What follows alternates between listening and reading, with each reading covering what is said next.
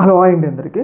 రీసెంట్గా supreme court HCU భూములు మనందరికీ తెలుసు. కొన్ని రోజుల క్రితం తెలంగాణ ప్రభుత్వం హెచ్సియు భూముల్ని స్వాధీనం చేసుకొని అక్కడ డెవలప్మెంట్ యాక్టివిటీస్ చేయాలి అని చెప్పేసి ప్రయత్నాలు అయితే చేసింది.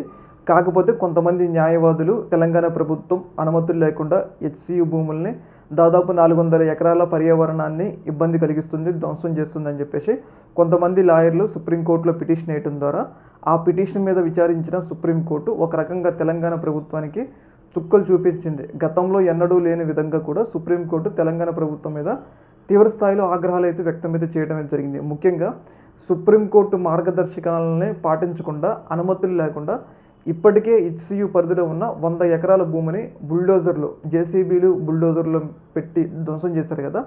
ఆ విషయాన్ని కూడా న్యాయవాదులు సుప్రీంకోర్టు న్యాయమూర్తి దగ్గరికి, జస్టిస్ గవాయ్ దగ్గరికి తీసుకెళ్ళటమే జరిగింది. అయితే వీటి మీద స్పందించిన సుప్రీంకోర్టు ధర్మాసనం తీవ్ర స్థాయిలో తెలంగాణ ప్రభుత్వం మీద, అలాగే ఆ యొక్క అడవుల్ని కొట్టడానికి పర్మిషన్ ఇచ్చిన తెలంగాణ ప్రభుత్వ చీఫ్ సెక్రటరీ శాంతికుమారి గారి మీద కూడా తీవ్ర స్థాయిలో తెలంగాణ ప్రభుత్వం ఆగ్రహం వ్యక్తం అయితే చేసింది. ముఖ్యంగా ఇంత నగరం నడిబొడ్డులో ఉన్న ఈ యొక్క భూముల్ని ధ్వంసం చేయాల్సిన అవసరం మీకేముంది? అది కూడా పర్మిషన్ తీసుకోకుండా ఇప్పటికే 100 ఎకరాలు మీరు ధ్వంసం చేశారు. ఇది ఒక రకంగా పర్యావరణ విధ్వంసం.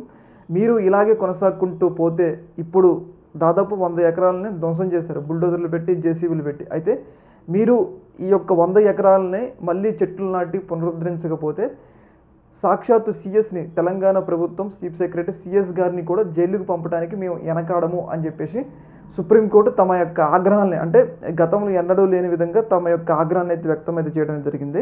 అలాగే పర్యావరణానికి ఏ చిన్న నష్టం కలిగినా కానీ మేము చూస్తూ ఊరుకోము అని కూడా సుప్రీంకోర్టు తీవ్ర స్థాయిలో తమ ఆగ్రహాన్ని వ్యక్తం చేయడం జరిగింది.